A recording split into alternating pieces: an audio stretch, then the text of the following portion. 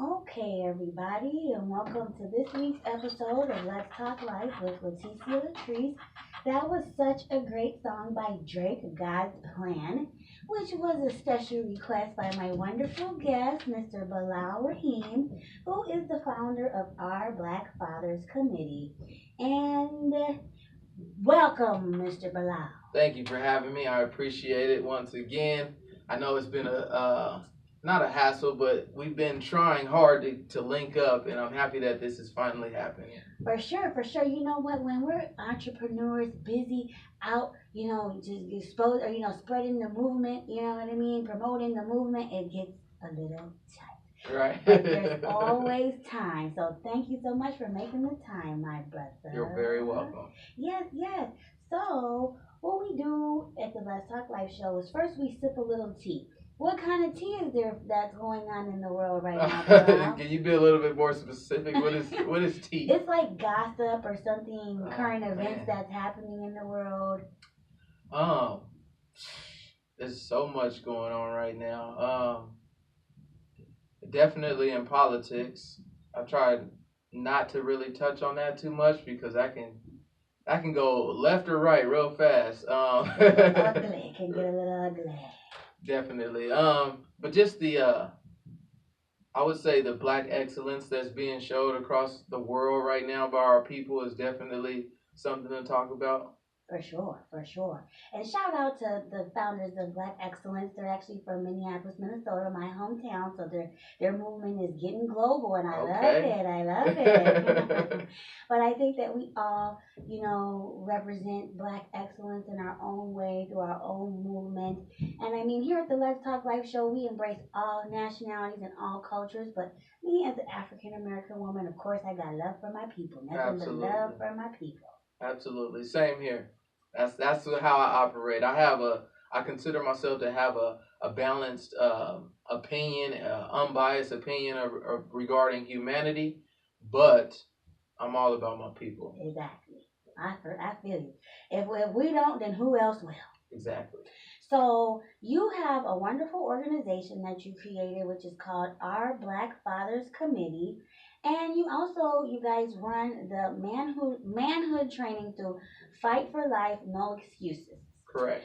So can you just share with us a little bit about what inspired you to create this program and a little background about our Black Fathers Committee?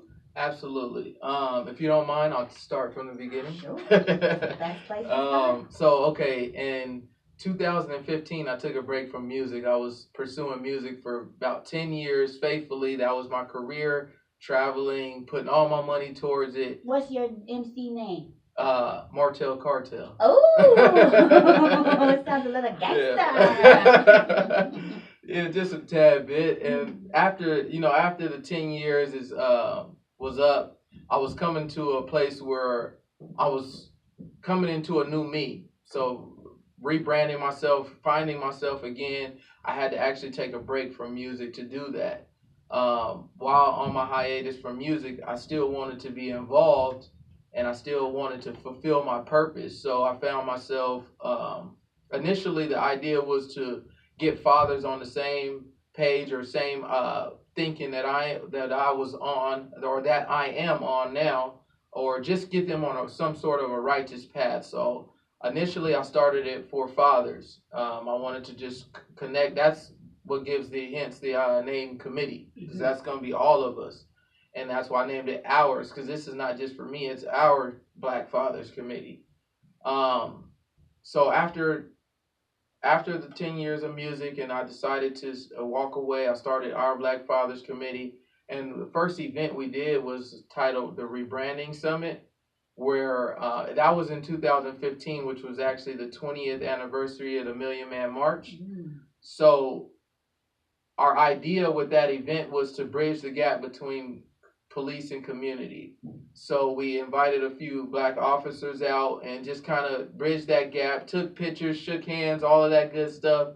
So, but on that first event is when me and Brother Kadir actually met, or that was our first event together. About 2 weeks before that, we met at the Dr. Umar event Mm. that Lene threw as well. Oh, so wow. we met through her, She's so great. to speak. She's Shout out to awesome. Mm-hmm. Definitely. So me and Brother Kadir met there. We exchanged numbers, and then I had already had the promotion for the rebranding summit started, so I added him to it. Once we completed that event, we were like, we like how we vibe together. Let's do this. So time goes on. We're both out looking for different things to do to stay involved in the community, touching base on the phone, and just seeing each other in different places. And in one conversation, we were like, "What's next?" And I was like, "I don't know. I think I'm gonna get a couple of my nephews and start building with them." He was like, "What? I'm about to do that too." So we was like, "Let's do it." So we found a building and we started our first class. We had about 15 boys in there to start with, which was a great start. And I think 13 of those boys graduated for that first class. Um, and then from there, the rest is history. So after that, we did it again, and this is going to be our third year doing it. Wow. But actually, after we completed that first program, um, word got out to the community about what we were doing, and Brother Kadir has a good relationship with Sister Fatima Halim, who's been doing some a boys program for 20 years. She's also been doing a girls program. So her organization is Life Paradigms. So she asked us to run the boys program for her, which is titled the Sons program. So immediately after our first program of 12 weeks, we went right into the Sons program for another 15 weeks. But that was good for us because now we're actually getting started. We're learning ourselves. We're learning about being a mentor, all of that. No time for breaks. So we took on that responsibility as well. The second year, we did the exact same thing, our program right into the Sons, and we're going to do it again this year. This is amazing. This is amazing. And, you know, I always see on your Instagram everything you guys are doing in the community. So just explain to the audience, like, what exactly is the Manhood program and, you know, what's our Black Fathers Committee role and Fight for Life's role. So what does the program entail? Okay, so the Manhood Training Program is a 12-week program for boys ages 8 to 17 years old where we touch on a variety of things such as mechanics, plumbing, uh, nutrition, health and nutrition. We touch on finances, just a lot of things that boys are not necessarily not we'll say I won't say they're not getting, but they're not getting enough of it. So when they hit 18 years old, there's a lot, or we'll say 21, whatever age they decide they want to be grown at. When they hit that age, there's a lot of things that they miss during that process. So that's where we come in, just as an added bonus to kind of. Parents are busy these days, and it's a hard job being a parent. Very hard. So we come in as an advocate to the parents as well, and we provide as much services as we can, trying to present these jewels to them. You know, plant these seeds so that later on in life they'll have a little bit of knowledge during different situations. You know, I think that's so important because just like you said, in this day and age, it's like parents are so busy. You know, teachers can only do so much. So who's gonna be the extra mentor that can maybe step in to a young man's life and maybe Right. teach them how to tie a tie? Yes. You know, teach them how to balance their bank account. Teach them how to, you know, interview for a job properly. Those type of things you guys do. Absolutely, that's exactly what we do.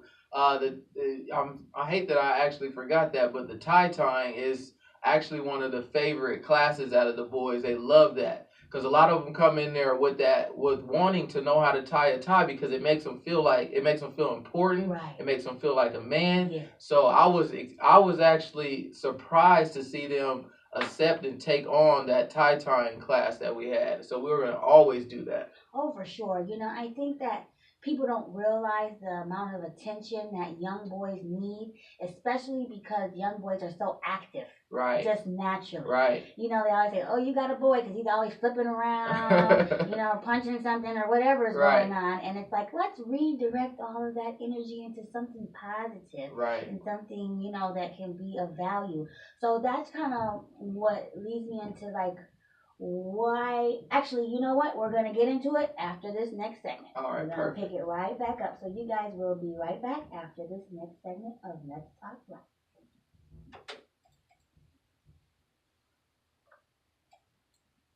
Okay, and welcome back to the next segment of Let's Talk Life with Leticia Latrice. We're here with Mr. Billal Raheem, the founder of our Black Fathers Committee. And so, the thing that's important to me, because at the Let's Talk Life show, it's about education, encouragement, and inspiration.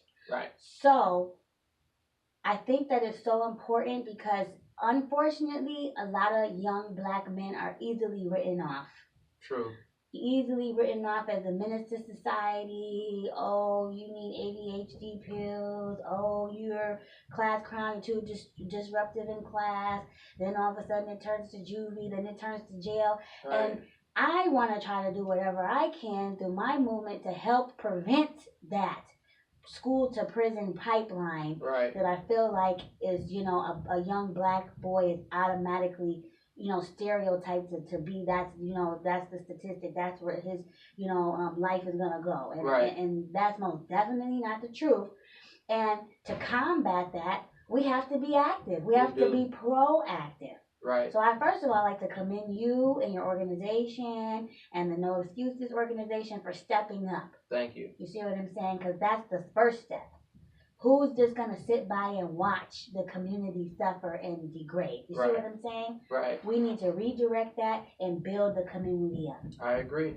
So I'm so thankful for you guys. So tell me kind of like what was the inspiration or what was the motive behind creating these organizations? Well, definitely the school to prison pipeline is a big issue in our community, and I can just remember when the school gave up on me. I can remember exactly how old I was. I remember how different the teachers started to act towards me, and it wasn't necessarily their fault. I would say it's their fault for giving up because they took on a civil duty, but it wasn't their fault for the reason they felt that way. I was giving them a hard time, but as you just said, I was just being a boy, misguided, and just trying to express myself the best way I know how. But I remember when the school gave up on me and how that made me feel, and I would never want any young man to feel like that. So that's kind of my idea, or my approach with it. I never want these young men to feel like they're by themselves out there or they're misunderstood, because that can lead into anything. That leads into drugs, alcohol, gangs, and even suicide. And criminal activity. Definitely criminal activity. That's almost automatic. Mm-hmm. Criminal activity, drugs, alcohol, gangs, and suicide. Those are 5 things that we can't afford. So that's kind of like my approach behind everything. It's just my own personal experiences, how I used to feel, and knowing that these young men are actually being targeted. There's nothing that they're doing specifically that's putting them in this category. They're being targeted, and they don't even know it.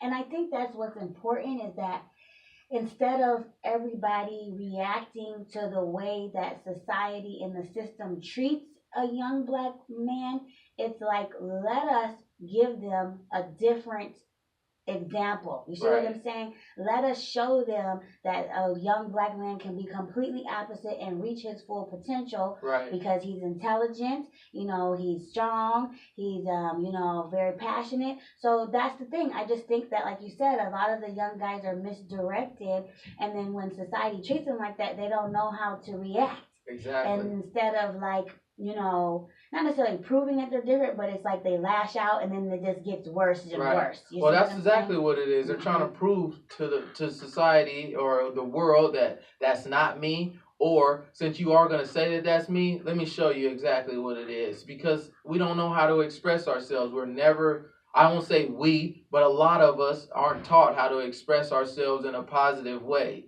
What we see in our communities, in our streets, and even in our homes is not a positive way to express yourself. So when they're presented with these type of things, they lash out. For sure.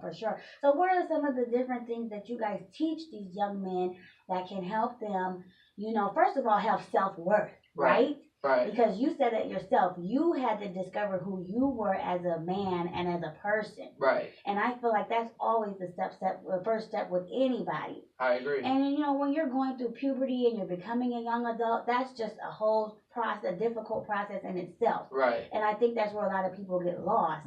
So to have some direction and some guidance by somebody that you can respect and look up to, I think that's just awesome. I agree. And that's what's probably lacking in the community. So just give me like an example of some of the things that you guys teach the young men. Well, one of the things that we like to definitely make sure that the boys and the parents understand is that we're aware that each child has their own journey. So we're not here to put them on the same path that we're on or anything like that. What we're here to do is to be in their corner as they grow up, to provide them with different little tips and tricks here of how to get through different situations. So we touch on knowledge of self first, because once you start to understand who you are, then it makes things a little bit easier. And then we go directly into health, because health is mind, body, and soul. With those three things, with you having some sort of an idea of who you are and being consciously on top of your mind, body, and spirit, everything else will fall into place. All you need is somebody in your corner to help you along the way, because we all have our own journey. And I can't say, do it like this, it's going to work like this, because it might not. It worked for me, but that doesn't mean it's going to work for you. But I can tell you, if you just tweak this a little bit, then that won't happen. Mm-hmm. So different things like that. For sure. So tell me about some of the things you guys are doing in the community, because, I see your graduation, your initiation, your car washes, all these things you guys are doing, which I think is so phenomenal. But what are some of the things you guys do in the community to keep people involved? Well, we do hikes every Sunday. So we do a community hike every Sunday. You can get on the Fight for Life No Excuses page, and if you want to find out where we're going to be at on Sundays, you can do that. It'd be better to check the Facebook page. Yeah. But if you need to get in contact with us, the website is best. Also, that's www.fightforlifenoexcuses.org. Okay. And that's fight for the number 4 lifenoexcuses.org all together. So that's where you can find most of your information about the hike and any other events that we have coming up. Actually, what's today? Friday? Thursday? Thursday. So Saturday, 2 days from now, we have a car wash. It's going to be at American Legion Post 65 on 16th Street and Broadway in Phoenix, Arizona. That's actually for the Fathers program that we have. So we're doing fundraisers versus going out and just saying, we need money, donate to our program, do this, do that. We actually want to show that we're willing to put in the work. So we're doing a fundraiser for the Fathers program tomorrow. We've done 2 fundraisers for the boys program, which have been yard sales. So we gather up all the stuff that we have around the house. We ask for the parents and the boys to gather up some of their things as well. So in addition to us earning... I'm going to give you guys a whole bunch of stuff that I have. I just gave the Google all my stuff. Oh, yeah, we'll take it. Okay. So in addition to us earning a little bit of money to put it back into the programs, we're also teaching the boys about entrepreneurship, how to be a salesman, how to actually talk. I'm going to say talk, but sell yourself. Yeah. So, and that's very important, even for jobs. Yeah. People don't buy they don't buy the product, they buy from the person. Yeah. So they have to like you in order to buy the product. And same thing with a job. They're not hiring you because of your skill set, so to speak. They're hiring you because they like who you are, for the most part. Mm-hmm. Mm-hmm. So that's what we're doing with the fundraisers. This is great. I'm so excited about everything you guys are doing in the community and just actually being involved and active and, present. Now, what is up with the fatherhood program? Okay, so just this year, we got back to the fathers. So 2 or 3 years of doing the boys, we're like, we started with, first we went back to the boys because we started with the fathers. We're like, wait, we need to go back because this is where it starts at. So we started with the boys, but then we realized we have to do both because there's a lot of fathers that are out there that are misguided as well. And them being misguided is not wanted. Every father that I've spoken with or had a conversation with so far, they don't know the things that I'm telling them, or they haven't heard it, or they're looking for somebody to validate it. So they have heard it, but it's not cool enough yet. Right. So once I validate it, or the people that I'm showing them that it's more than just me, they're like, okay, it is cool to be a father now, or it is cool to not hang with them because they're not taking care of their responsibilities, and that's what we want to present, but leave it as an open door as well. Like, bro, I'm over here doing this. We still cool, but I'm taking care of my responsibilities. If you want us to be cool as we was again, you got to start taking care of yours, and we can do that together. So we want to create that atmosphere and that environment as well. We started at the beginning of March with our first fathers program. It was a 6-week program. We graduated 6 fathers from there. So now we have 6 new strong brothers added to our Black Fathers Committee, ready to put in work, ready to add 6 more brothers and continue to just keep adding. So far it's working. Well, you know, I just think that you guys are doing the groundwork, grassroots work, and you got to get in there. Right. Because I feel like so many people just sit by the wayside and watch the community deteriorate, complain about the deadbeat dads of the world. Right. Hey, who's going to help show these men how to really be fathers? Right. Who's going to show these boys how to really be men? Exactly. And somebody's got to do it. Like the African proverb, it takes a village. So that's pretty much our motto right there. It takes a village, and we have to be that village. I love it. So can you let the audience know how they can reach you guys and learn more about the organization or register or whatever?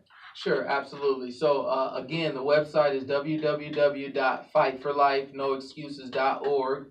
You can get on that website and look at all the manhood training programs. You can look at past pictures, read testimonies, and then if you're interested, go ahead and fill out an application for you or your child, and we will set up the initial interview presentation, or not presentation, but the initial intake interview. So and in that process, you don't commit to anything. What we do is we meet your child, we meet you, we sit down and discuss if it's going to be a good fit for you and the child and us. So you're not locking yourself into anything.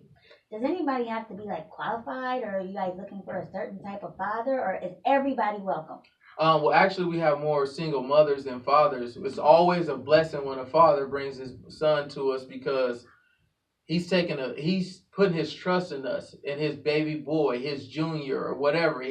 That's a big thing to me, because I don't have any sons. So for a man to come hand me a son and saying, "I trust you," that's really big to me. Sure. So most of the time it is single mothers, and we're happy to be a male presence in the child's life. Do you guys go through background checks? For the child, or just because you're working with children? For us? Yeah. Yeah, we're FBI fingerprinted. all of the above. All of the above. Pull my name up. Come talk to me. I don't want to be telling people bring your kids. I won't put my government name over the air like that. But if you contact me, I'll give you all my information. We can go down to the fingerprint place. I have an FBI fingerprint clearance card and everything. And so does Brother Kadir, and any mentors that we have working with your child will definitely go through that same process. This is so good. I'm so happy.